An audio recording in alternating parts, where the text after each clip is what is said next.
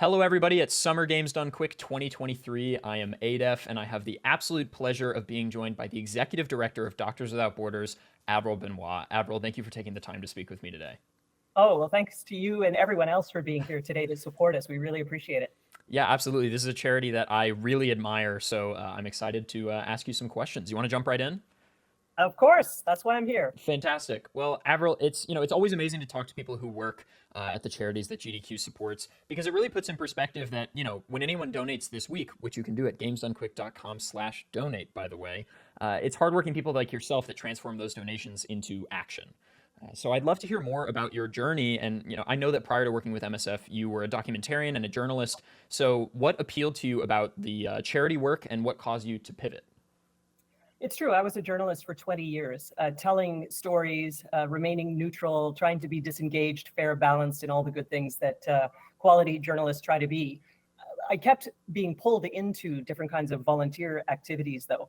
I was on committees for different causes in my community. I was often pulled into board roles and whatnot, and I found myself increasingly yearning to be able to make a transition where I was not just an observer and storyteller, but I could be more of an actor, somebody more hands-on, involved, pitching in.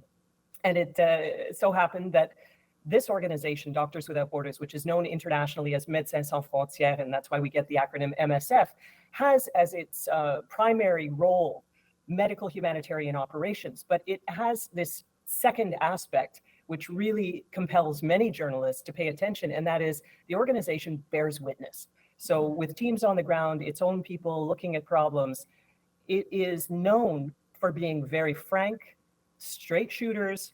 Here's what's happening on the ground. We're not exaggerating. We're not making things look better than they are or worse than they are. It is absolutely a critical element because in many places where we work, there is an effort to suppress the truth, to suppress the reality, to not speak of certain atrocities that are going on when there's cruelty toward a specific part of the population. And this idea of bearing witness, of really speaking truth to power, is what pulled me in. And I thought, well, maybe I can help. And so 16 years later, here I am, working with the organization that I still very much love, and I appreciate all the support that we receive from you. Absolutely, it's a fantastic answer. Just a wonderful connection between that sort of truth to power found in journalism being migrated into the charity sector. I think that's fantastic. How do you feel that your experience as a journalist and whether it be in filmmaking or radio, how has that impacted your work and your perspective on global health crises? Journalists are trained to go into new situations, figure out who to talk to, who to listen to, ask a lot of questions and follow up questions based on the answers you receive, to really have a listening mode. And this is one of the things that I found incredibly useful as I began my work with Doctors Without Borders, just to be able to be sent into a situation where I was in over my head, how to figure it out, working with really excellent teams with a tremendous amount of experience in different places, because most of our staff are actually locally hired. 9/10 of our people are, despite our name Without Borders, we are an organization almost like a solidarity movement where you've got a little sprinkling of international people who are mobile, but you also have, the main cohort are the local people that know the place. They've worked in medicine in those zones. They've responded to humanitarian crisis. And a journalist also is usually pretty good in a crisis. We remain Right. calm, focused. You've got a job to do. You're not overtaken by emotion. And sometimes in the places where we work, notably in conflict zones, in places of really cruel, awful conditions for displaced people or refugees, it's important to stay focused on getting the work done, on being action oriented. And so all the training that I had received, all the just that the habit forming role of journalism did prepare me well to be able to function in many of the environments that, people ask me all the time, how do you do this work, and are exposed to, such disease and death and rape and outbreaks and, policies that make lives so much more difficult for people. How do you work in those places without getting constantly upset or emotionally distraught? And the reality is we just are so determined to bring aid, to bring that humanitarian assistance. You have to stay focused to do it well. And that's why I so appreciate the work that all my colleagues around the world do, because it really is this international solidarity of all our supporters like you around the world, but of the people who are really leveraging all their skills, abilities, experience, training to be able to help others in their moment of greatest need, in their moments of crisis. I think, that has always been the mission of MSF that has appealed to me so much as a charitable organization to support, is that just, no matter where it is, no matter what's happening, you will be there. And I think it's something the world sorely needs, especially now. So when people donate this week, how can they expect their donations to directly impact MSF's work?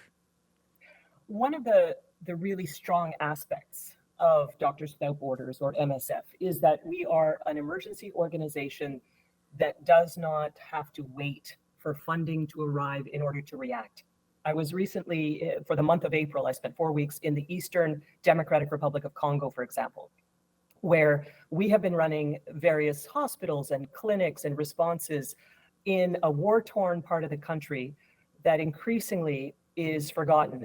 There are hundreds of armed groups. It's constantly unstable. You've got malaria and measles and cholera and all the things making life difficult. And when there was a surge of displacement because of some increased conflict, a violent conflict between the armed groups, MSF was able to respond right away, to dig the latrines in those camps for displaced people, to set up a clinic, to start treating people coming in who had been sexually assaulted and give them the proper care, to start vaccinating children against measles, to do that quick work. And so the support that we receive from events like this and from all of our supporters is for our general emergency response. It means that when we see a need, we can immediately jump into action. And it's how we're structured, even in terms of our staffing and logistics. It's how we organize ourselves to be very reactive and to anticipate the need for us to respond to emergencies in different places. And so the donations go directly toward this organization that is working in more than 70 countries, delivering life-saving humanitarian assistance, alleviating suffering of people who are in these awful circumstances, and being able to pivot really quickly. Many other organizations rely on government funding. We do not accept government funding from USAID, for example. We have very little corporate funding. We have mostly a lot of small individual donors, everybody giving, every little bit counts, Right. In order to give us the strength to be action oriented in the ways that have earned us so much respect around the world.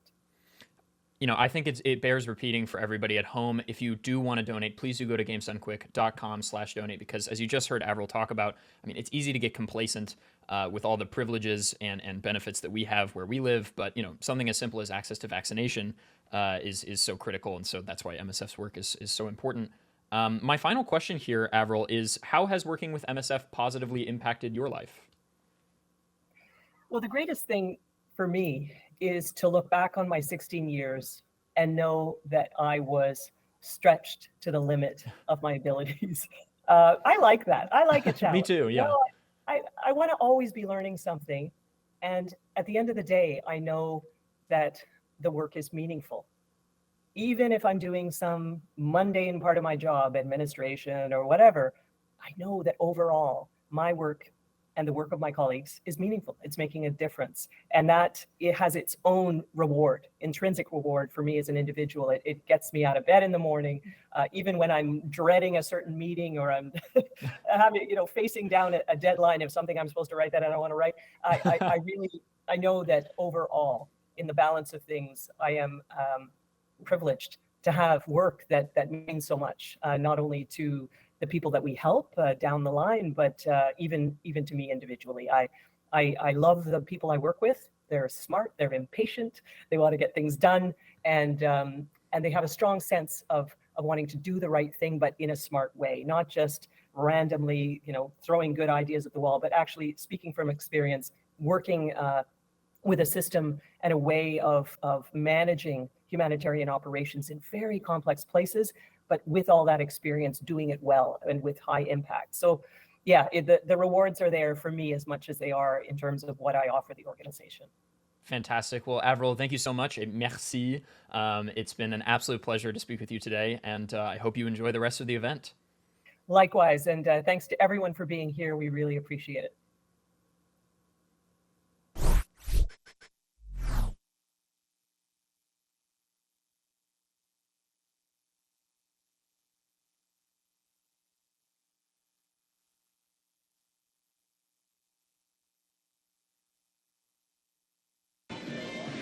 How are we all doing, audience?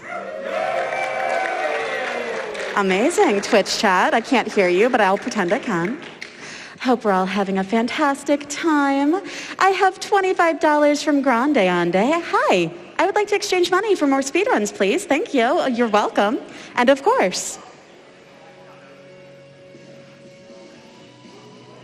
I have a $100 donation from Belinda Bird. I have a mighty need to see what's involved in the SOTN randomizer. Well, you'll get to. I'm very excited for it. Thank you so much for that donation.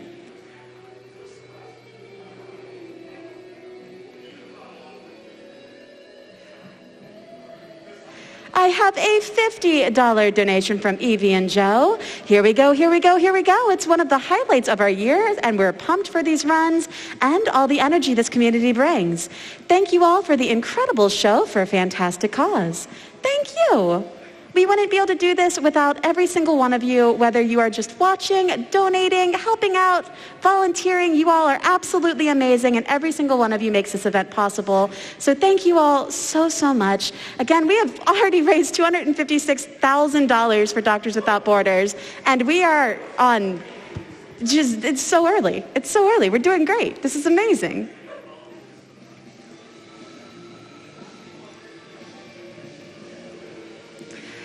And chat, are you excited for this run that you all helped get here? Because I'm excited for this run that you all helped get here. Audience, thank you. With that, let's go on over to Dragon Blitz with Castlevania Symphony of the Night Randomizer. Take it away.